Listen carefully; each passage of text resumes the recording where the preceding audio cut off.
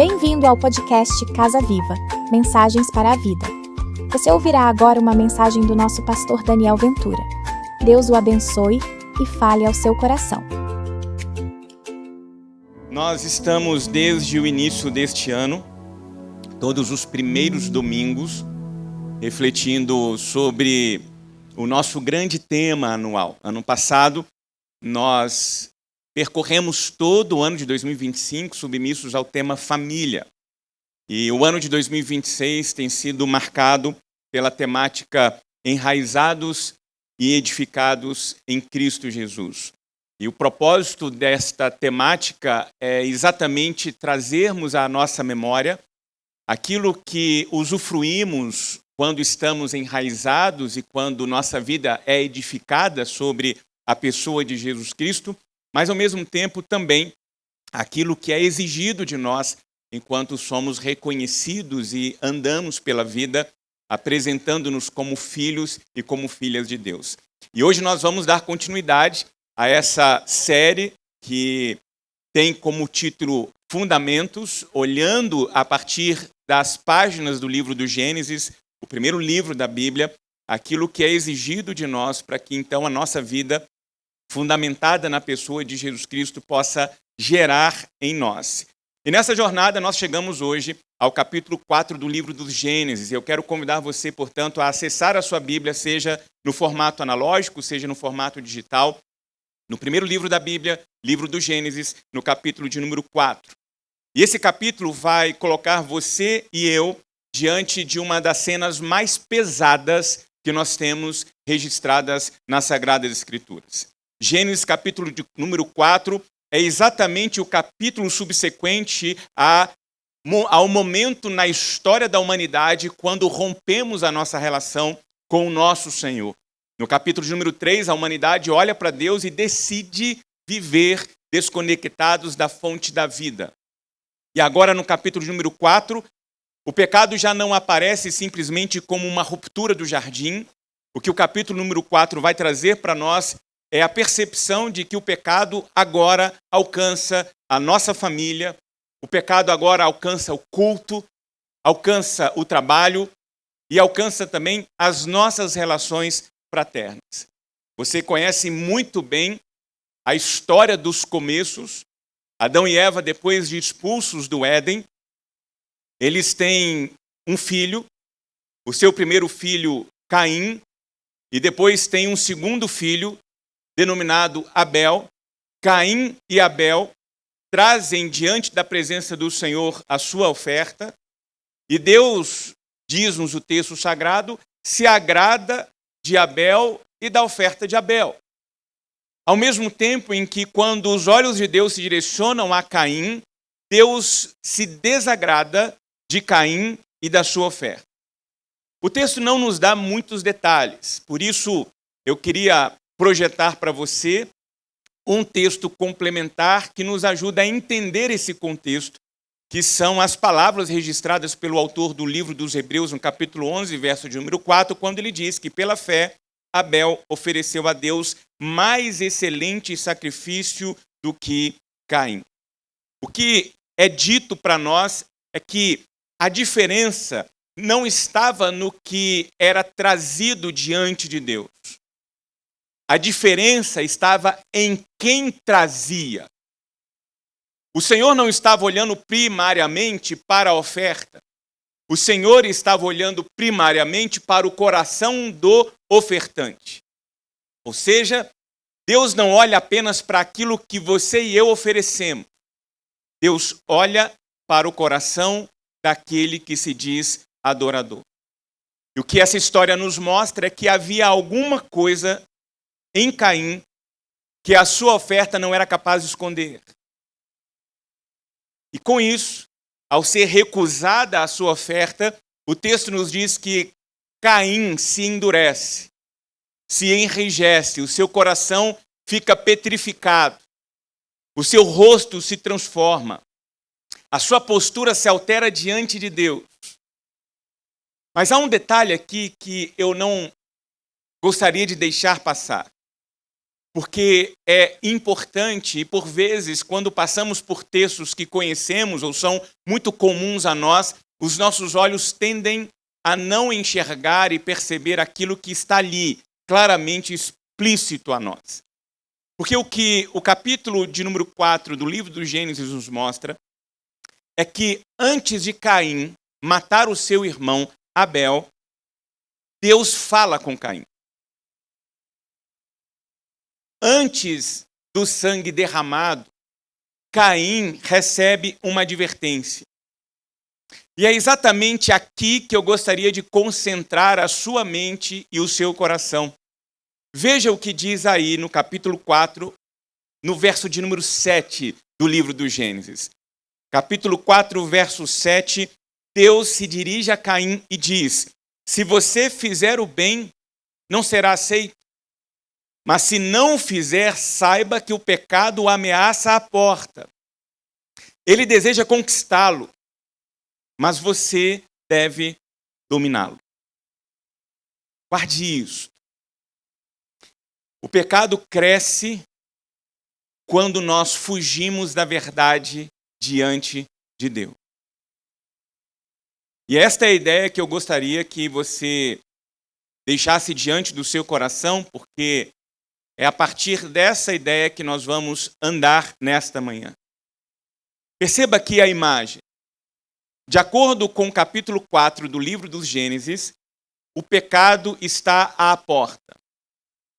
Como um animal agachado, pronto para avançar, à espreita, aguardando o momento exato para atacar. Mas há algo aqui que a gente precisa ver. Porque as palavras que o Senhor utiliza no verso 7 do capítulo 4 do livro do Gênesis não aparece aqui nas Sagradas Escrituras pela primeira vez. Esse par de termos usado pelo Senhor no verso 7 do capítulo 4 apareceu no capítulo anterior, no capítulo 3, verso 15, quando Deus vai falar sobre o pecado que distorce a relação entre o homem e a mulher. O narrador faz questão de trazer no capítulo 4 isso, mostrando que aquilo que corrompeu a relação do homem e da mulher agora reaparece no coração de Caim. Aquilo que afeta a relação entre Adão e Eva brota no coração do seu filho. Por isso que Deus, quando se dirige a Caim, diz a ele: você deve dominar isso aí. E vale lembrar que você e eu somos filhos de Adão. Nós não somos filhos gerados por Deus. Nós somos filhos gerados por Adão. A sua natureza e a minha natureza são naturezas adâmicas. O único gerado por Deus é Jesus Cristo, diz João 3,16. Porque Deus amou o mundo de tal maneira que entregou o seu Filho unigênito, o único gerado. Você e eu nos tornamos filhos de Deus por adoção. Porque a nossa natureza não é uma natureza divina. A nossa natureza é uma natureza humana. É uma natureza pecaminosa. Então essa palavra que Deus dirige a Caim é uma palavra que também precisa ser dirigida a nós. Porque eu já disse aqui, utilizo a simbologia de uma besta fera dentro de nós, que todos os dias se espreguiça com o desejo de despertar e de apresentar as suas garras à nossa direção. E essa besta fera que está dentro de nós é exatamente esta natureza que fez com que aquele casal tivesse comprometido não apenas a sua relação com Deus, mas a sua relação consigo, entre pares, entre iguais. E é interessante porque quando Deus se dirige a Caim e diz a ele: você deve dominá-lo, Deus não está aqui tratando Caim como uma vítima. Alguém que não é responsável por aquela condição na qual ele se encontra. Mas ao mesmo tempo em que Deus olha para Caim, olha antes para Adão e diz para ele e para sua esposa: o que vocês fizeram? Traz à tona a consciência da responsabilidade, do uso da liberdade. Mas Deus é tão extraordinário em que, no momento em que traz à tona as responsabilidades e as consequências da nossa liberdade, ao mesmo tempo Ele não nos abandona. Ele não nos entrega ao acaso, não nos deixa sem esperança. Deus chama Caim à responsabilidade, como assim nesta manhã ele nos convida à responsabilidade. Por quê? Porque ainda assim repousa sobre nós, a partir do coração bondoso de Deus, a sua misericórdia. É como se Deus dissesse o seguinte: olha, Caim, o pecado está à porta. Abra os teus olhos, fique atento. Pedro vai denominar essa experiência dizendo: olha, esse pecado está ao seu derredor como um leão, aproveitando-se de oportunidades para saltar sobre você e te matar. Esse é o propósito do pecado. E o que Deus quer dizer a Caim, e o que Deus deseja dizer a cada um de nós nesta manhã, é que esse pecado não precisa ser senhor da nossa vida. Não precisa ser senhor da nossa história. E aqui nós encontramos a primeira lição desse texto. O pecado avança quando nós fugimos da verdade diante de Deus. Logo antes da advertência, Deus pergunta a Caim, no verso 6. Nós lemos o verso 7, veja agora o que diz o verso 6. Caim, por que você está furioso? Por que se transtornou o seu rosto? Perceba, Deus não estava apenas desejoso de saber o que Caim havia feito. Deus estava interessado no que Caim havia se transformado. Antes de Deus tratar as mãos de Caim, Deus deseja tratar o coração de Caim. Antes de Deus querer tratar o fruto das nossas mãos, Ele deseja corrigir o nosso coração. Porque as nossas mãos são decorrentes daquilo que o nosso coração almeja. Da boca sai aquilo que está cheio, o nosso coração. E vamos lembrar que quando tratamos sobre coração, especialmente no contexto bíblico, nós não estamos falando sobre esse órgão de importância no nosso corpo humano, com a responsabilidade aí de fazer com que o sangue circule no nosso corpo, mas no contexto oriental, especialmente bíblico, coração é lebe, é uma expressão hebraica que diz respeito à nossa consciência, à nossa mente, ao cognitivo. Para o povo hebreu, especialmente oriental, no contexto bíblico, as emoções, elas residem aqui, no estômago. Tanto é, e você sabe muito bem disso, que quando a gente passa por um aperto, por uma situação inesperada, o primeiro sinal que o nosso corpo emite daqui. É o famoso friozinho na barriga. Aqui é a sede das emoções. A expressão são tripas, são entranhas. E eu costumo, quando digo isso, pedir, por favor, e nós estamos aí às vésperas do Dia dos Namorados, não vá desenhar uma tripa para o seu namorado e para a sua namorada. Continue desenhando aquele coração bonitinho, mas para que tenhamos consciência de quando a palavra de Deus ela dirige uma advertência ao nosso coração, está trazendo essa advertência à nossa mente. Por quê? Porque o que a nossa mão, o que o nosso corpo faz é decorrente daquilo que nasce aqui. Então Deus não pergunta para Caim o que ele havia feito, ou por que o seu rosto havia sido transtornado, porque ele não conhecia a resposta. Quando ele pergunta para Caim, Caim, o que aconteceu? Por que você está assim? Por que você se encontra desse jeito? O desejo de Deus é trazer Caim à luz. O desejo de Deus é que Caim olhe para dentro de si mesmo e dê nome àquilo que está acontecendo dentro do seu coração. É como se Deus dissesse a Caim, Caim, olhe para dentro de você, dê nome a essa ira, dê nome a essa inveja, traga isso à minha presença e vamos trabalhar juntos nisso que está acontecendo dentro de você. E o que Caim faz? Nada. Caim não responde. Caim não confessa. Caim não pede ajuda. Caim não cai diante de Deus. E quando o coração se cala diante de Deus, ele fica vulnerável ao pecado. É o que nos diz o verso de número 8. Veja o que diz o verso de número 8 de Gênesis 4. Disse, porém, Caim ao seu irmão Abel, bora para o campo. Vamos junto. E quando estavam lá, premeditadamente, Caim arma uma situação contra o seu irmão Abel, ataca o seu irmão e o mata. Um irmão sacrificando o outro irmão. Agora observe o caminho. Caim recebe, em primeiro momento, uma advertência.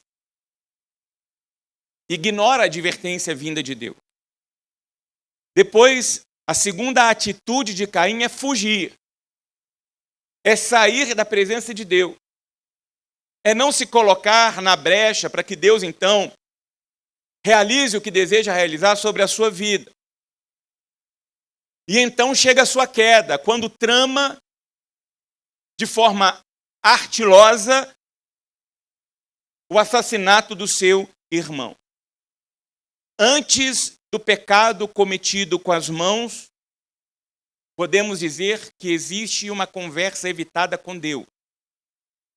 Porque se tivermos coragem de, antes de agir, termos consciência de que estamos diante de Deus, diante dos olhos de Deus, e aquilo que faremos tem que ter como propósito agradar o coração de Deus, e ter a coragem de pedir a bênção de Deus sobre aquilo que havemos de fazer, nós vamos evitar várias e várias situações constrangedoras, quando não mortais para nós e para aqueles que estão ao nosso redor.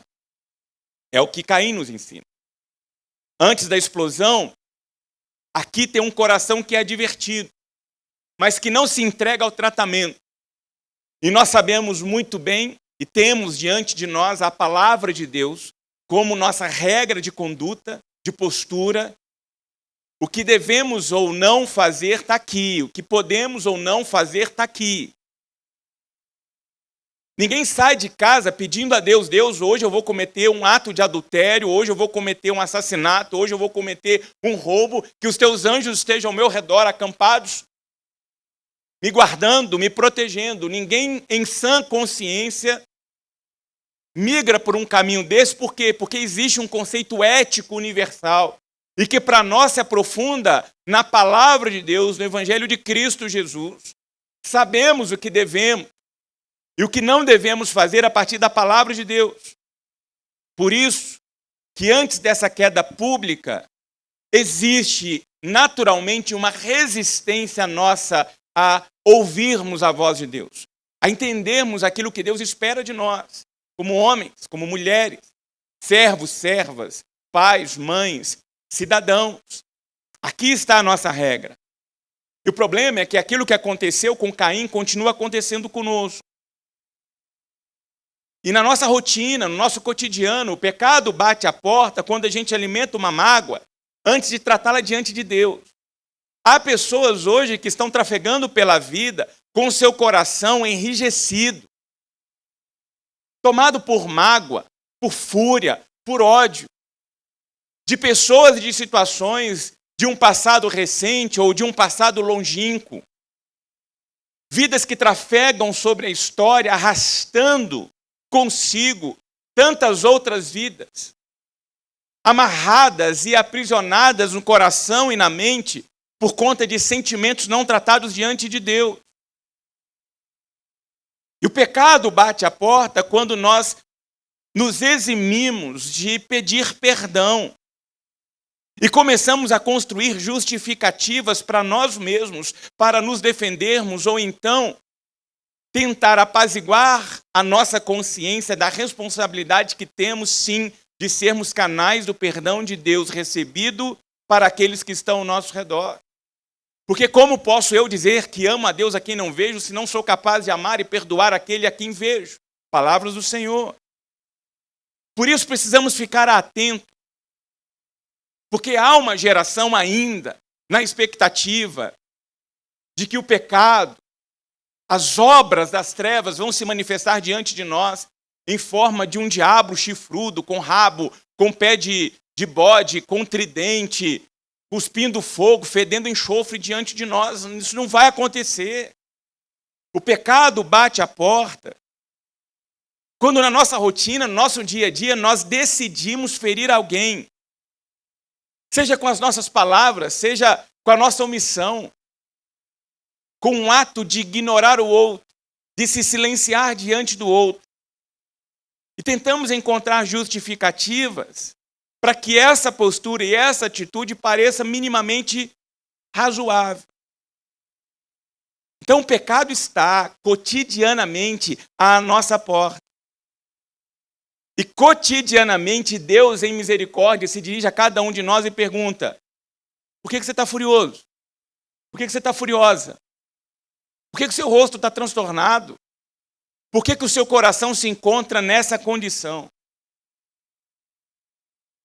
Por isso que a nossa segunda lição desse texto é: o pecado se fortalece quando transferimos a culpa. Depois que Abel é morto, o Senhor pergunta para Caim, no verso 9, onde está o seu irmão Abel? E Caim responde, não sei. Sou eu responsável pelo meu irmão? Olha a ousadia de Caim diante de Deus. Essa é uma das frases mais sombrias da Bíblia, porque ela acolhe por si só mentira, desprezo e fuga. Eu sou, porventura, responsável pelo meu irmão? Sabe qual que é a resposta bíblica para essa pergunta? Sim. É sim. Não como donos dos nossos irmãos, não como controladores dos nossos irmãos, não como salvadores dos nossos irmãos, mas como irmão. A convocação dos céus a nós é que amemos. É que possamos honrar, possamos cuidar. Você é a extensão das mãos de Deus na vida de quem está próximo de você. Em Atos capítulo 1, verso 8, Jesus deixa uma promessa que se cumpre no capítulo de número 2. Vocês serão tomados pelo meu Espírito e vocês serão testemunhas do meu poder por onde quer que vocês forem. E o Espírito de Deus desce lá no capítulo de número 2. Para que nós pudéssemos hoje responder à pergunta onde Deus está, dizendo, aqui. Onde? Aqui, vivo e ativo em mim. Você é uma casa viva. Você é o templo do Espírito Santo de Deus. Você é a manifestação visível do reino do céu sobre a face da terra. A oração do Senhor Jesus: seja feita a sua vontade, o Pai, na terra, como é feita nos céus. Venha a nós o vosso reino, se cumpre na sua vida, na sua história. Onde você está, fazendo o que for, com quem quer que seja, ali, cumprindo a vontade de Deus, você sinaliza o reino de Deus. Esse é o nosso papel. Isso acontece nas nossas relações. Por isso, o valor e a importância da Casa Viva Itaipava. Nós não somos simplesmente mais uma igreja, mais uma placa, mais um auditório, não. Nós somos o povo lindo, querido e cheiroso, que tem como missão amar, acolher, servir, ser a extensão do amor de Deus em tudo aquilo que a gente faz. Essa é a nossa missão como igreja. Por quê? Porque dessas portas para fora, o mundo jaz no maligno. E nós somos e devemos ser a resposta de esperança, de amor, de graça, de bondade, de justiça, de equidade para esse mundo marcado pelo pecado, pela desigualdade, pela injustiça, pela maldade que floresce e floresce cada dia mais. Isso não cai do céu. Isso já está sobre a face da terra e tem nome. Esse nome é Maria. Esse nome é Gal. Esse nome é Leandro. Esse nome é Regina. Esses nomes são os nomes de Deus sobre a face da terra, que na sua rotina, no seu dia a dia, expressa esse amor de Deus. Mas desde o início, e nós precisamos reconhecer isso, há uma tentativa de fuga nossa, que, como vimos, antecede o capítulo de número 4. Está lá no capítulo de número 3. Deus chega para Adão e pergunta, vem cá, você comeu do fruto? O que eu falei para você? Qual foi a resposta de Adão? A culpa não é minha, não. A culpa é da mulher que o Senhor me deu. E aí Deus se dirige à mulher. Vem cá, o que você fez? Qual foi a resposta dela? A culpa não é minha, não. A culpa é da serpente. E aí eu fico imaginando se Deus chega para a serpente, pergunta para a serpente vai olhar para trás, vai tentar encontrar um bode expiatório. Porque essa é a nossa tentativa o tempo todo. Adão culpa Eva, Eva culpa a serpente, e aqui Caim tenta escapar da responsabilidade por Abel. Nós estamos, desde o Gênesis, empurrando a culpa para longe de nós. Quais são as nossas respostas? Eu errei, mas deixa eu te contar a história. E aí a gente cria justificativa. Ah, eu explodi, mas antes me provocaram. Não é assim que a gente faz? Ah, eu feri, mas eu só feri porque antes eu fui ferido. É claro que circunstâncias importam, é claro que histórias importam, é claro que traumas e feridas que geram sobre as nossas vidas importam. Há sofrimentos, sim, que chegaram contra nós e que não foram frutos das nossas escolhas. Eu sei disso. Mas eu preciso também dizer algo. E o que eu vou dizer pode não ser tão confortável assim, mas precisa ser dito. Primeiro, porque não minimiza o que fizeram contra você e não tenta transformar o mal em bem. Mas nos coloca num posicionamento adequado diante da vida e diante daquilo que a vida faz conosco. Por isso eu quero que você guarde isso no seu coração. Porque essa é uma verdade. Você não é responsável por tudo o que fizeram contra você. Não é. Mas você é responsável diante de Deus pela maneira como você responde àquilo que fizeram contra você. Eu vou repetir. Você não é responsável por tudo aquilo que fizeram contra você. Mas você é responsável diante de Deus na maneira como você responde àquilo que fizeram contra você. E essa verdade, ela confronta. Mas, ao mesmo tempo, essa verdade nos liberta. Por quê? Porque enquanto eu digo apenas, foi por causa dele. Foi por causa dela. Foi por causa da minha história. Você não conhece minha história, você não sabe o lar onde eu nasci. Enquanto eu mantiver essas justificativas, sabe o que vai acontecer? Eu vou continuar fugindo. Eu vou continuar preso ao passado e arrastando esse passado no meu presente. E o problema é que quem vive em fuga não constrói. Quem vive fugindo só empreende esforços correndo. E quando a culpa não é tratada, quando aquilo que nos fere não é colocado diante de Deus para receber dos céus bálsamo, cura e libertação, isso vai perseguindo a nossa alma. Isso vai nos ferindo. E Davi entendeu isso de tal maneira que quando redige o Salmo 32, ele disse: enquanto eu escondi o meu pecado, os meus ossos se definhavam, o meu corpo sentia. Mas quando confessou o seu pecado, está lá a partir do verso 3 do Salmo 32, ele diz: essa confissão foi uma libertação, foi cura. E nós, porventura, que nos encontramos aqui nesta manhã, ou você que ouve essa mensagem em qualquer momento da sua jornada, em qualquer dia, nós precisamos entender isso. A confissão não é humilhação destrutiva, a confissão é o fim de uma fuga. A confissão é a abertura de uma janela de transformação, de libertação.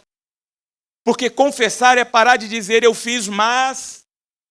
E então começarmos a dizer, Senhor, eu pequei, eu falhei. Eu dei voz à minha carne. Eu fui seduzido pelos desejos da minha carne. E ali, sem justificativa, sem tentativa de defesa, de forma humilde, mas autêntica, colocando-se diante de Deus para receber de Deus perdão, cura e libertação, para que possamos levantar da presença de Deus e usufruirmos do perdão de Deus, do abraço de Deus e da companhia de Deus. Porque é na verdade diante de Deus que a graça começa a nos levantar. E isso nos leva à última verdade dessa manhã, que é esta: Deus nos chama à responsabilidade para nos conduzir ao perdão. Depois do assassinato, Deus confronta Caim. O sangue de Abel está sobre a terra, clamando. Deus vê, Deus ouve, Deus está ali julgando. Caim não vai sair inocente dessa atitude irresponsável, mas surpreendentemente Deus limita a vingança. Deus preserva a vida de Caim. Não porque o pecado cometido por Caim seja um pecado pequeno, mas porque a misericórdia de Deus continua presente mesmo diante de situações descontroladas.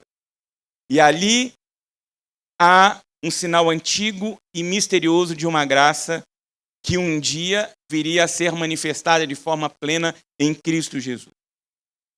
Mas o capítulo termina com uma frase muito triste, que é o verso 16 do capítulo 4, que nos conta que Caim afastou-se da presença do Senhor.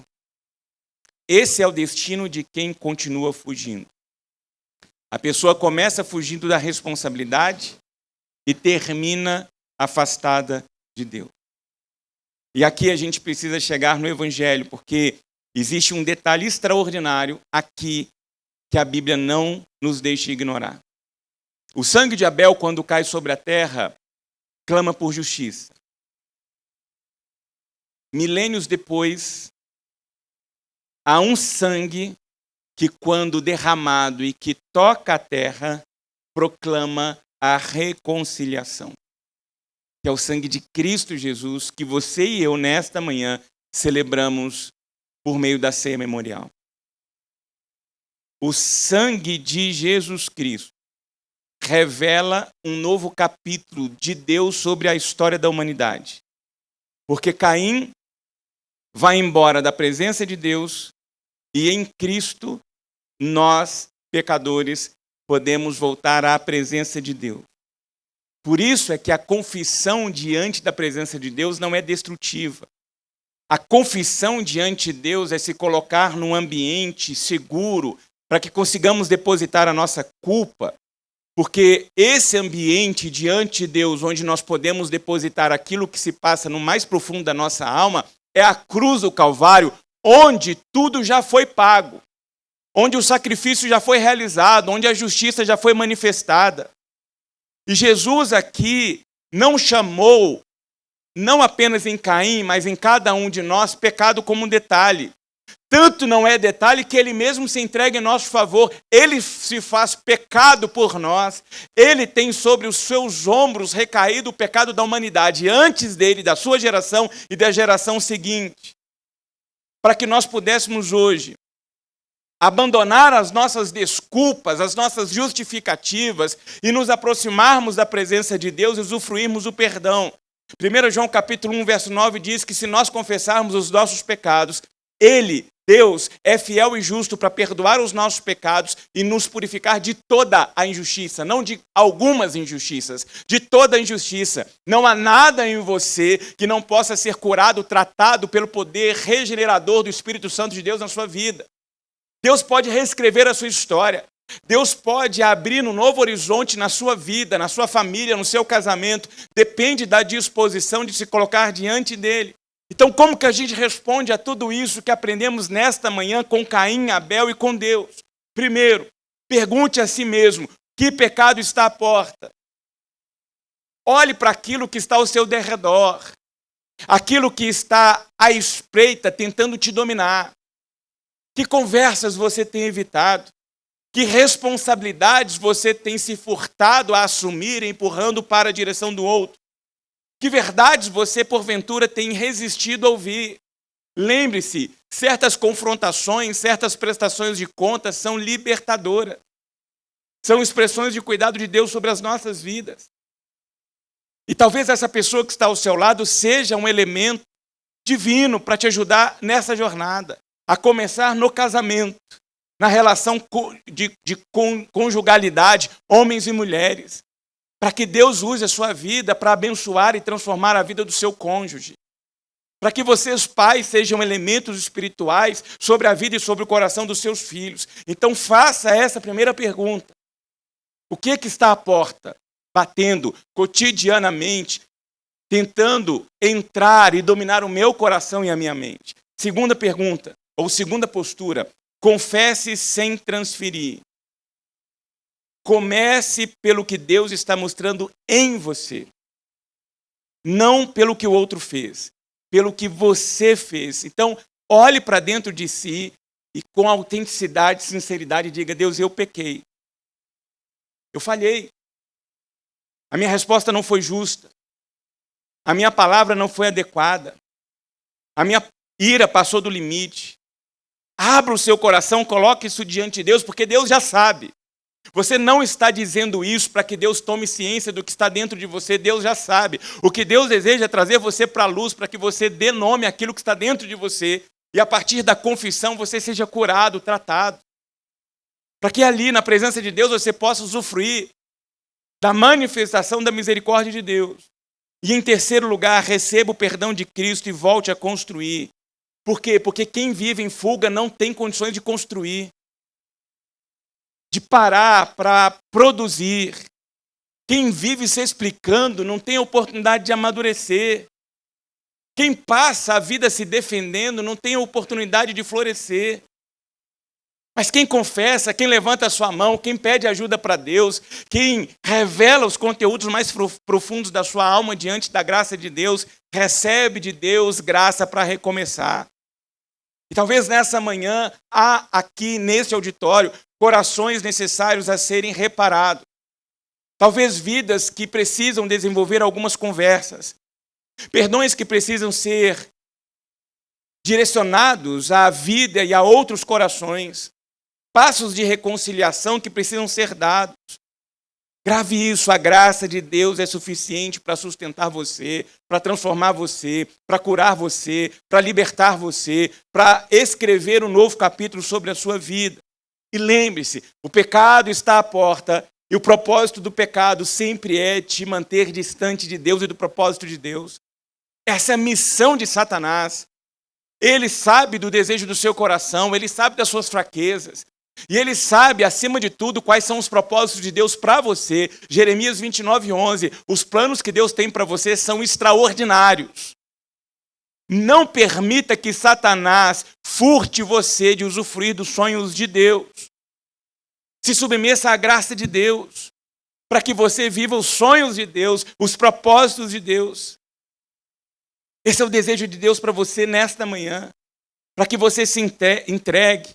Para que com coragem você pare de fugir, chegue na presença do Senhor e viva diante dele os planos que ele tem para você. E por isso eu queria orar com você e queria orar por você. Eu não sei como você entrou aqui, não sei quais lutas você tem travado, não sei quais batalhas você tem encarado na sua jornada, não sei qual pecado está batendo à sua porta, não sei quais são os desafios espirituais que você ultimamente tem enfrentado, mas eu posso garantir para você, através da palavra de Deus, de que com Deus você é mais do que vencedor. Por isso, se coloque agora diante do Senhor, feche os seus olhos, conecte o seu coração ao coração de Deus e tenha uma conversa autêntica, sincera, honesta com Deus. Olhe para dentro de você e dê nome a isso que está aí dentro. É medo? Diga, Deus, eu estou com medo. É angústia? Diga, Deus, eu estou com o meu coração tomado por angústia. Se você anda deprimido, rendido às circunstâncias e contingências da vida, diga, Deus, eu não tenho mais forças para continuar. Me ajude. Se são situações que você tem enfrentado na sua família, no seu casamento, com seus filhos, com seus pais, no seu ambiente de trabalho, dê nome a isso, coloque isso diante de Deus. Se você está ferido, magoado, magoada, se você foi fruto da injustiça, se a ira se apossou de você, se o seu coração é tomado simplesmente por pensamentos de vingança, coloque isso agora diante de Deus e diga, Deus, eu não quero sair daqui nesta manhã carregando isso mais no meu coração. Eu quero sair daqui leve. Eu quero sair daqui tomado pela tua mão de poder, renovado, renovada, transformado, transformada, curado, curada. Diga isso aí para Deus. Deus, eu confio no Senhor. E eu quero receber de forma abundante a manifestação da tua graça, da tua misericórdia sobre a minha vida. Eu quero me libertar para que eu possa me aproximar do Senhor e usufruir da tua presença e dos benefícios de andar lado a lado com o Senhor.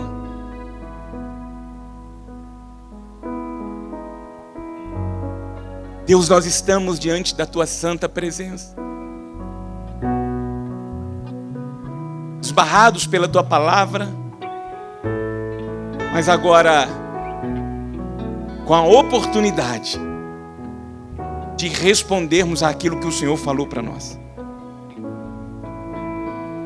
Ajuda-nos, ó Deus, por meio do Teu Espírito Santo, a lidarmos com aquilo que está dentro de nós. Por isso a minha oração é que o Senhor acolha cada confissão, cada clamor, cada oração, que com honestidade, verdade, autenticidade é feita nesta hora. Acolha, derrame da cura, da libertação, do poder, do perdão, da alegria, da paz, sobre cada coração que com coragem se manifesta diante do Senhor pedindo ajuda, clamando, rogando, se rendendo, confessando. Nós não somos nada sem o Senhor. Cantamos isso e reconhecemos isso nesta hora. Por isso pedimos que com bondade, com graça e com misericórdia, o Senhor nos ajude, para que com liberdade possamos nos levantar desse local e andarmos de mãos dadas com o Senhor, certos de que Jesus já pagou o preço. E nós podemos hoje, de mãos dadas, caminhar com o Senhor, certo de que a vitória pertence aos teus filhos. E cada filho e filha do Senhor aqui presente possa ser testemunha dessa vitória e possam engrandecer e louvar o teu santo nome. Em nome de Jesus. Amém.